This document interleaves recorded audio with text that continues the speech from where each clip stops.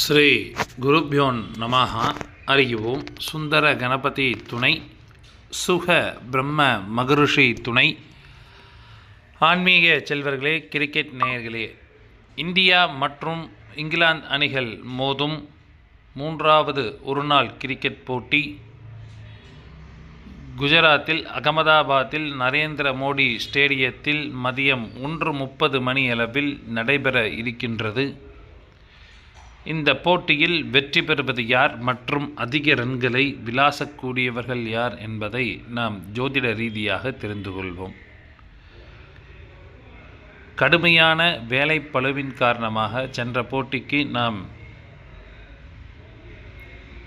Prediction கொடுக்க முடியவில்லை. இந்த போட்டியிலும் சற்று வேலைப்பளு உள்ள காரணத்தினால் நிறைய நேயர்கள் கேட்டுக்கொண்டதின் பேரில் வீடியோவாக இல்லாமல் ஆடியோவாக பதிவு செய்கின்றேன். அதனைத் தொடர்ந்து இன்றைய தினம் இந்தியா மற்றும் இங்கிலாந்து அணிகள் மோதும் போட்டியினை விரிவாக இப்பொழுது காண்போம். அதாவது இன்றைய தினம் ஆயில்ய நட்சத்திரம், சந்திரன் தனது ஆட்சி வீடான கடகத்தில் இருக்கக்கூடிய ஒரு நல்ல நாளில் இந்த மேட்ச் என்பது நடைபெற இருக்கின்றது. அதுவும் புதனின் நட்சத்திரத்தில் இந்த நட்சத்திரம் இந்த போட்டி நடைபெற இருக்கின்றது. எனவே ஒரு சுவாரஸ்யம் நிறைந்த போட்டியாக இந்த போட்டி இருக்கும். இருந்தாலும் இன்றைய தினம் இந்திய அணி பேட்டிங் செய்தார்கள் என்றால் சிறப்பாக விளையாடக்கூடிய நபர்கள் சுபம் கில்,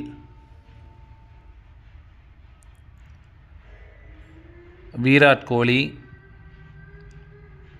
ரவீந்தர் ஜடேஜா, அக்ஷர் பட்டேல் போன்றோர் ஒரு சிறப்பான பேட்டிங்காக இருக்கும்.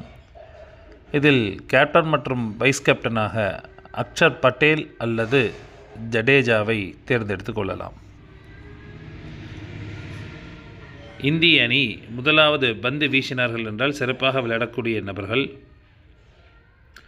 ஹர்ஷதீப் ராணா, வருண் சக்கரவர்த்தி மற்றும் அர்ஷதீப் சிங் இடம்பெற்றால் ஒரு சிறப்பான ஆட்டமாக இருக்கும். இந்திய அணி இரண்டாவது பேட்டிங் செய்தார்கள் என்றால் சிறப்பாக விளையாடக்கூடிய நபர்கள் சுபம் கில், ஸ்ரேயாஸ் ஐயர், ரவீந்தர் ஜடேஜா, அக்ஷர் பட்டேல் போன்றோர் ஒரு சிறப்பான பேட்டிங்காக இருக்கும். இதில் கேப்டன் மற்றும் வைஸ் கேப்டனாக அக்ஷர் பட்டேல் அல்லது ஜடேஜாவை தேர்ந்தெடுத்து கொள்ளலாம். இந்திய அணி இரண்டாவது பந்து வீசினார்கள் என்றால் சிறப்பாக பந்து வீசக்கூடிய நபர்கள் வருண் சக்கரவர்த்தி, ஹர்ஷதீப் ராணா, அக்ஷர் பட்டேல் போன்றோர் ஒரு சிறப்பான பந்து வீச்சாக இருக்கும். நேயர்களே, KL ராகுல் அவர்கள் முதலாவது பேட்டிங் செய்தார்கள் என்றால் தேர்ந்தெடுத்து கொள்ளுங்கள். நன்றாக விளையாடக்கூடிய அமைப்பு என்பது உண்டு. KL ராகுல் அவரை சொல்ல மறந்துவிட்டோம். ஆனால் KL ராகுலை முதலாவது மற்றும் இரண்டாவது இரண்டிலுமே ஒரு அருமையான ஆட்டத்தை வெளிப்படுத்தக்கூடிய அமைப்பு என்பது உண்டு. அடுத்தபடியாக இங்கிலாந்து அணி முதலாவது பேட்டிங் செய்தார்கள் என்றால் சிறப்பாக விளையாடக்கூடியவர்கள் Philip Salt, Harry Brook, Jamie Overton போன்றோர் சிறப்பான பேட்டிங்காக இருக்கும். இதில் கேப்டன் என்ற வைஸ் கேப்டனாக ஜெம்மி ஓவர்டனை தேர்ந்தெடுத்துக் கொள்ளலாம். இங்கிலாந்து அணி முதலாவது பந்து வீசினார் என்றால் விக்கெட்டுகளை வீழ்த்தக்கூடிய நபர்கள் Atkinson, Jofra Archer, Adil Rashid போன்றோர் விக்கெட்டுகளை வீழ்த்துவார்கள். இங்கிலாந்து அணி இரண்டாவது பேட்டிங் செய்தார்கள் என்றால் சிறப்பாக விளையாடக்கூடிய நபர்கள் Philip Salt, Ben Duckett, Harry Brook, Jamie Overton.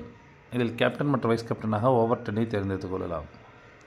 England அணி இரண்டாவது பந்து வீசினார் என்றால் விக்கெட்டுகளை வீழ்த்தக்கூடிய நபர்கள் ஜெம்மி ஓவர்டன், அட்கின்சன் மற்றும் ஆர்ச்சர் போன்றோர் விக்கெட்டுகளை வீழ்த்தக்கூடிய அமைப்பு என்பது உண்டு. நேயர்களே, இந்த ஆட்டம் ஒரு சுவாரஸ்யம் நிறைந்த ஆட்டமாக இருக்கக்கூடியதாக இருக்கும். அதாவது டக்குன்னு ஒரு 150 200 ரன்னுக்குள்ளே ஆல் அவுட் ஆகக்கூடிய ஒரு சூழ்நிலையாக கூட இருக்கலாம். இல்லை செகண்ட் இன்னிங்ஸ் பிடிக்கிறவங்க இன்னும் லோ ஸ்கோரில் அவுட் ஆகக்கூடிய அமைப்பாக கூட இருக்கலாம். ஸோ ஒரு விறுவிறுப்பான ஒரு போட்டியாக இருக்கக்கூடியதாக இருக்கும். மற்றும் இன்றைய தினம் ஹிண்ட்டாக ஆல்ரவுண்டர்கள் கேப்டன் மற்றும் வைஸ் கேப்டனாக வரக்கூடிய அமைப்பு என்பது உண்டு. அதாவது இன்னையோட ஹிண்ட் என்னென்னா, ஆல்ரவுண்டர் கேப்டன் அல்லது வைஸ் கேப்டனாக வரக்கூடிய அமைப்பு அப்படிங்கிறது இருக்கின்றது. அப்புறம் இப்போ ட்ரீம் 11 நிறைய பாயிண்ட்ஸ் சிஸ்டம்ஸ்லாம் மாற்றிருக்காங்க. அதை பற்றி இன்னும் நான் எதுவும் ரெஃபர் பண்ணலை. ஸோ அது என்னன்ட்டு நான் ரெஃபர் பண்ணிவிட்டு அதுக்கு உண்டானது கரெக்டானபடியாக இருக்கும். இதில் ஏதேனும் மாற்றங்கள் வரும் பட்சத்தில் டெலகிராம் லிங்கில் அப்டேஷன் என்பது வழங்கப்படும். டெலகிராம் லிங்க் என்பது டிஸ்கிரிப்ஷன் பாக்ஸில் இருக்கும். இணைந்து கொள்ளாதவர்கள் இணைந்து கொள்ளுங்கள். இன்றைய தினம் இந்திய அணி வெற்றி பெறுவார்கள். நன்றி, வணக்கம்.